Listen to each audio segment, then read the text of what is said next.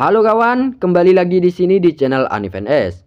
Kali ini saya akan membahas sebuah film yang berjudul Take Cover yang dirilis pada tahun 2024. Di mana film tersebut berfokus pada dua orang pembunuh bayaran yang harus terjebak di dalam kamar kaca. Seperti apa ceritanya? Langsung saja. Scene diawali dengan dua orang pria yang berada di atas gedung sedang melakukan pengintaian, di mana pria tersebut bernama Sam dan rekannya yang bernama Ken. Mereka berdua merupakan partner penembak jitu yang sedang menjalankan misi dari bosnya, di mana misi tersebut yaitu membunuh wali kota yang saat ini sedang didemo. Di saat melakukan pengintaian sambil menunggu target muncul, mereka berbincang-bincang mengenai Tuhan, di mana Ken sangat percaya Tuhan, namun Sam sendiri dia tidak percaya bahwa Tuhan itu ada. Namun Ken terus meyakinkan Sam bahwa Tuhan itu ada. Yang tak lama kemudian target pun muncul. Sam mulai bersiap untuk menembak. Namun di sana juga terdapat wanita yang menghampiri wali kota tersebut sambil bermesraan. Tanpa sengaja wanita tersebut mengetahui posisi Sam dan Ken tepat saat mau menembak, yang membuat wanita tersebut harus terkapar. Look, you see that? Ken terus memaksa Sam untuk menembak lagi, lalu Sam pun menembak untuk yang kedua kalinya, dan target pun berhasil di headshot. Mereka pun bergegas pergi dari lokasi tersebut. Namun anak buah wali kota pun tiba di sana. Sam dan Ken mencoba meloncat dari atas gedung, namun ternyata gedungnya sangat tinggi. Alhasil mereka masuk ke dalam dan memilih untuk melawan mereka semua.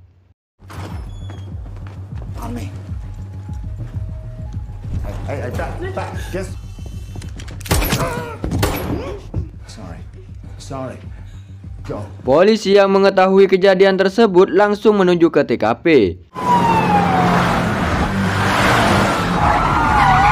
Ketika sampai di bawah, ternyata mereka sudah ditungguin oleh anak buah wali kota, sehingga mereka pun pasrah. Tapi itu hanyalah tipu daya, karena setelah itu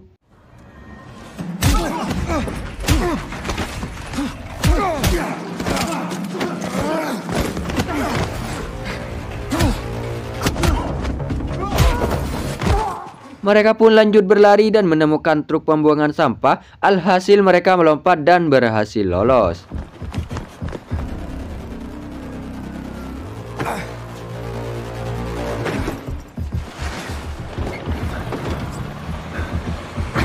Mereka pun kini tengah berada di pesawat dan kembali ke negaranya. Di dalam pesawat, Sam yang masih kepikiran kepada wanita yang ia tembak tadi mencoba untuk ditenangkan oleh Ken.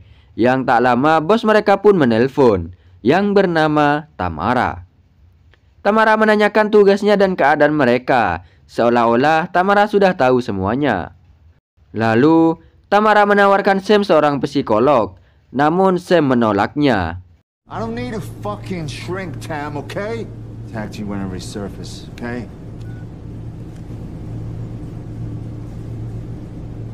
Mereka pun kini sudah tiba di negaranya. Lalu Ken mengajak Sam untuk liburan ke Amsterdam dengan hotel mewah bintang plus-plus lah pokoknya yang sudah Ken booking.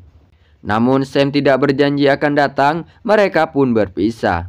Why don't you go fuck yourself in the ass? You see? Very adult of you.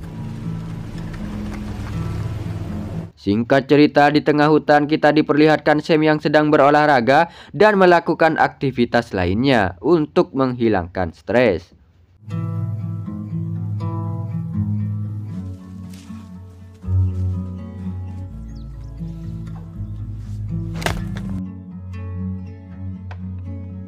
Di saat Sam menyervis senjatanya, ia di-spam telepon oleh Tamara. Sam yang berencana pensiun dari pekerjaannya mengabaikan panggilan tersebut. Namun Tamara masih saja menelponnya, dan Sam yang risih pun dengan terpaksa harus mengangkatnya. Lalu Tamara mengajak Sam untuk bertemu di Amsterdam untuk suatu hal penting. Sam tentunya yang sudah tahu maksud dari Tamara, ia menolaknya. Tak lama Sam pun kepikiran kepada tawaran Ken, dan ia pun terbang ke Amsterdam. Setibanya di bandara, ia sudah dijemput oleh Ken. Ken pun mengejek Sam karena mengira dirinya tidak akan datang. Lalu mereka pun menuju ke hotel. His ass would be here. Di dalam mobil, Sam juga mengatakan kepada Ken bahwa dia berniat untuk pensiun dari pekerjaannya tersebut, yang membuat Ken kaget. I'm out after this, brother. Spoke to Tam this morning. Mereka pun tiba di hotel yang telah ia booking dan disambut baik oleh pelayan hotel di sana dan mengantarkan mereka ke kamarnya yang berada di lantai paling atas. Setelah sampai, Sam kaget dengan kamarnya dan tidak percaya bahwa itu kamarnya karena sangat-sangat mewah. Sam meminta pelayan untuk menutup tirainya yang tadi ia buka. Pelayan itu mengatakan bahwa pemandangan sunset sangat bagus. Namun Sam yang masih waspada terhadap serangan anak buah wali kota tetap memaksa pelayan itu untuk menutup tirainya. Lalu pelayan itu pun menutup tirainya dan pergi dari sana. Di saat berdua, Sam mengatakan kepada Ken bahwa dia akan pensiun dan keluar dari pekerjaan tersebut. Ken yang merasa akan sangat berbahaya jika berhenti, berusaha keras membujuk Sam untuk tidak berhenti. Namun Sam yang teguh atas pilihannya tetap ingin berhenti, yang membuat Ken juga akan ikut berhenti. We got what? 2 days before we have to be out. Tak lama datang dua wanita cantik utusan manajer dan bosnya yang ingin memijat mereka. Dan Ken mempersilahkannya masuk. Haberdashery? Haberdashery. Wait, I did. 2 hot chicks. Don't. Namun Sam yang tidak ingin dipijat, ia memilih mengobrol saja dan berkenalan dengan mereka. Di mana wanita tersebut ternyata bernama Lily dan Mona. Her name is Mona. I am Lily. Mona mengatakan bahwa jika Sam tidak ingin dipijat, dia bisa meramalnya. Sam yang penasaran pun langsung mencobanya. Setelah diramal, Mona mengatakan bahwa Sam pria dengan iman yang kuat dan sangat percaya kepada Tuhan. Namun Ken yang mendengarkan itu pun langsung tertawa. Sorry, doll. You whip. Lalu Ken mengatakan jika Mona membawa bola kristal, ia akan memberikannya $100. Yang ternyata Mona benar-benar membawanya. Show me your crystal ball. I will tip you a solid 100. Oh. Let's see. Singkat cerita, datang dua pelayan yang membawakannya makan malam. Lalu pelayan itu membuka tirai dan pintu kacanya. Sam pun menolak dan ketika ia hendak menutupnya, tiba-tiba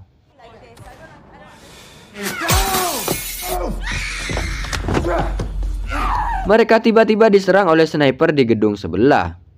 Lalu Sam mengambil remote penutup tirainya, di mana ketika ia hendak menutupnya, tiba-tiba diserang oleh pelayan perempuan tadi. No, I got this.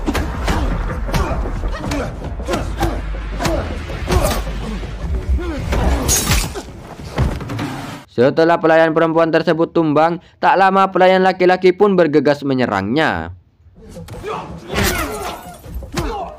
Toying with me is fucking good.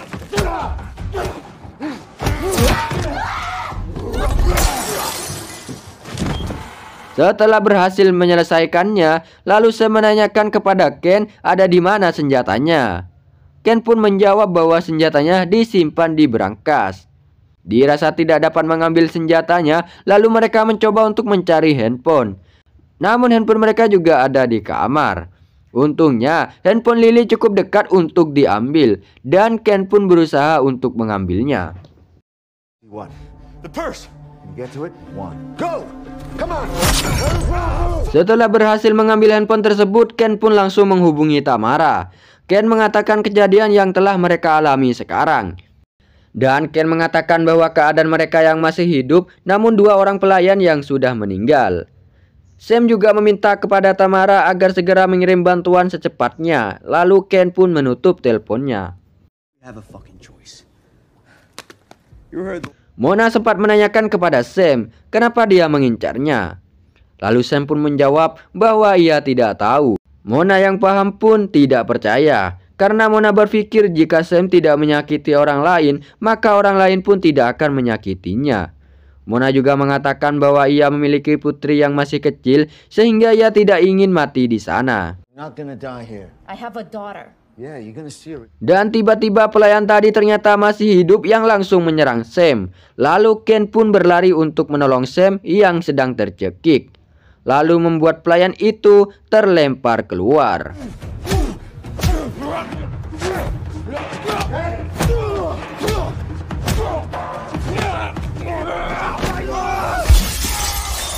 Namun sayangnya, Ken yang bersembunyi di balik pintu harus terkena tembakan oleh musuh yang membuatnya terkapar, sehingga membuat Lily semakin ketakutan.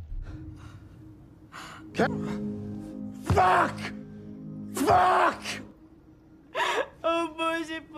Lalu Sam pun menghubungi Tamara lagi, dan Tamara mengatakan bahwa ruangan tersebut telah aman, karena penembak jitu yang mengincarnya sudah dihabisi dan akan dikonfirmasi menggunakan kedipan cahaya. Namun Mona nampaknya curiga kepada Tamara dan menyuruh Sam keluar terlebih dahulu dari persembunyiannya jika ia yakin dan percaya kepada Tamara. Dan ini yang terjadi. I just saw the flashes myself, okay? It's safe, we're clear. You first, then. Did you know I was behind the pillar? Untungnya Sam berhasil menghindar. Sam pun bertanya kepada Tamara kenapa ia melakukan semua ini. Lalu Tamara mengungkapkan alasannya. Ya, karena Sam mau berhenti menjadi anak buah Tamara, yang otomatis Ken juga akan ikut berhenti. Karena mereka berdualah yang bisa Tamara andalkan. Tamara juga menyampaikan bahwa semua akses di ruangan tersebut telah diambil alih sehingga mereka tidak bisa meminta pertolongan dan menghubungi siapapun, bahkan polisi sekalipun. Lalu Sam bertanya kepada Tamara, jika ia mati apakah dua wanita tersebut akan selamat? Tamara pun mengatakan iya, dia akan selamat. Namun Mona yang tidak percaya dan mengatakan bahwa Tamara berbohong. Of course I'm not. She lies. Tak lama Lily yang panik pun merangkak keluar dari persembunyiannya sehingga Lily pun meninggoy. Go!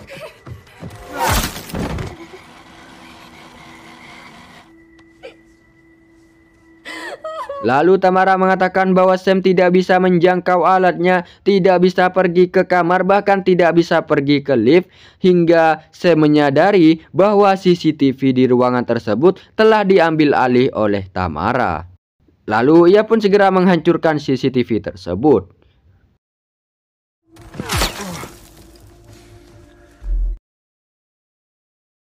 Use this? That's why I have it. For luck. Out of respect for you, Sam. Singkat cerita, di saat saya menjelaskan beberapa hal terkait solusinya, tiba-tiba datang pasukan Tamara yang menyerangnya. Ken bergegas melompat ke balik meja bar dan berhasil mengambil senjatanya, lalu mematikan lampunya. They're coming! Take cover!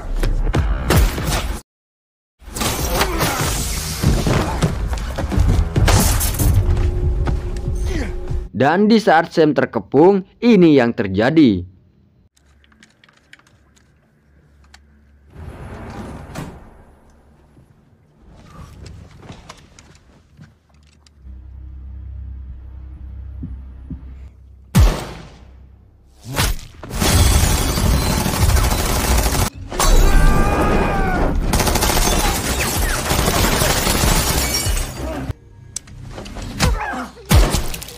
Setelah berhasil membunuh satu sniper dan anak buah Tamara, Sam dan Mona pun kembali bersembunyi. Lalu Mona meminta kepada Sam untuk menjaga dan merawat anaknya jika Mona tidak selamat, dan memberi Sam foto beserta alamatnya. This is my daughter. Tak lama, anak buah Tamara pun datang lagi, sehingga pertarungan tidak bisa dihindarkan.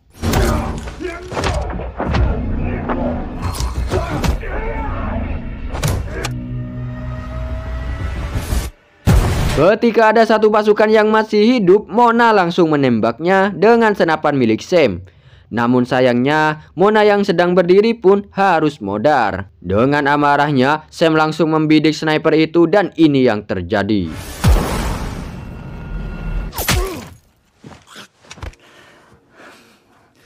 What did you Tak lama Ken pun sadar ternyata dia belum meninggal tapi sudah sangat sekarat. Sam pun mengajaknya pergi, tapi tiba-tiba datang drone dengan dilengkapi senjata yang menyerang dan menembaknya. Yes, it is. Ternyata Ken sedang menyambung kain sutra yang entah mau buat apa. Beralih ke Sam yang mencoba menembak drone-nya, namun drone tersebut sangat kuat. Hingga saat Sam melihat kompor gas, ia langsung menembaknya. Saat kembali, Ken ternyata sudah tidak bernyawa dan pasukan Tamara pun mulai berdatangan. Dalam keadaan terdesak, Sam menyadari maksud dari Ken merangkai kain sutra tersebut. Lalu Sam pun melompat menggunakan kain sutra yang Ken rangkai. Dan dia pun selamat. Oh shit!